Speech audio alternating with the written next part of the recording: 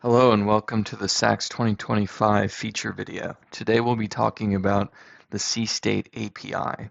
If you're unfamiliar with the SACS API, it's a Python or C++ API that can be used to create or modify SACS input file data. And in 2025, we've updated this to include Seastate data. So today I'm going to show you a few of the commands that you can be using with the Seastate API to create environmental load data. If you're unfamiliar with the SACS API, we do have a documentation that is available for you to take a look at. And you can see here that we have an API reference and some installation instructions and examples to get you started. But today we're just going to take a look at some of the Seastate examples so you can use the new features. So in this example, we have a regular SACS model file, does not have any environmental load data. So you can see here no LD opt line, and then we have no load cases down here. So we're going to generate some load cases for this API, using the API, excuse me. So here we're going to talk just a brief look at some of the commands. I'm not going to go into all the details, but I'll show you some of the features so you can get a sense of how to use it. The first thing is that we need to import the SACS library. If you, again, don't know how to do that, go take a look at the installation instructions in the documentation. But once we have the library, we can open a SACS model file. Here, we're going to assign that to model. And then here you can see that we're now adding the environment data. So this is going to give us an environment parameter that we can then modify. And in this case, there are a lot of different parameters we can modify that correspond to the LD opt input line options, but you don't need to set all of them. You can just set individual parameters. So here in this instance, I'm just setting the vertical coordinate, the mudline elevation, and the water depth. I'm setting the environment load input file option to both, so we can have Seastate data in the model file or in the Seastate input file. And then here I'm creating the load conditions. So we're going to create a load condition, call it dead, and then we have this new command, add dead load, where we can set the direction, flooded options, the buoyancy, etc. And you can see here now, one of the new features in the Seastate API is that we have syntax sensitive pop-ups so that you can see the options that are available to you for each function or method. So you can get more information about what is required there.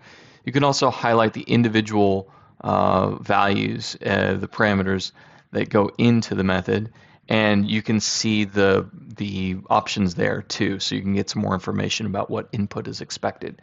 So that should make things a lot easier for you. It also has autocomplete if you're using something that supports autocomplete, like VS Code, which I'm using here. We can also override the water depth, so you can see here we've got the dead load water depth override. And then we then go to add a wind load condition, very similar process. This is going to have different input options, obviously, because we're defining a wind load here, and a wave load. So these are two independent load conditions. In the wave load, we're going to set all these parameters. We, again, can override the water depth here by adding additional parameters. These are the only parameters that are required for this method. And then we also can add a current to that same load condition. So you can see here this load condition was called wave, and we're adding a current load down here. We can add the current load initially, then add additional current data by specifying just the add current data method here, and expanding this list of the elevation, velocity, and direction. Then, after we set all of those load conditions, we can create a load combination using the add load combination command, and we can assign load factors to that load combination. We can set load case selection options now, so we can define that we want to use this load condition for all, so that's available, and we're going to set that for the load combination. And we can also set AMOD factors. Finally, once we've set all the parameters that we'd like to, we can set the save the Seastate input file to either the model file itself or save it as a separate file. So I've got two examples here where I've both using a save as option with a save Seastate parameter set to 1, or we can also save the environment as a separate input file here using save environment as. And if I run this,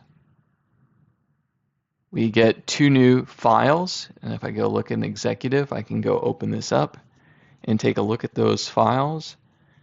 So I can see that I've got the LDOpt line, the load case selection line, the AMOD factors, the file B option, the 3 load conditions that I defined, and the load combination file.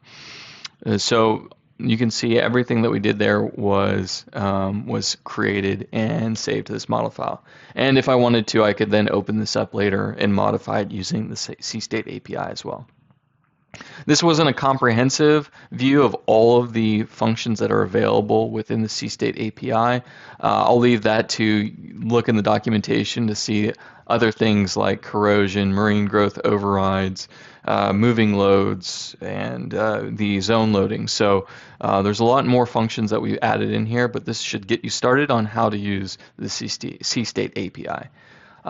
Thank you very much, and I'll see you next time.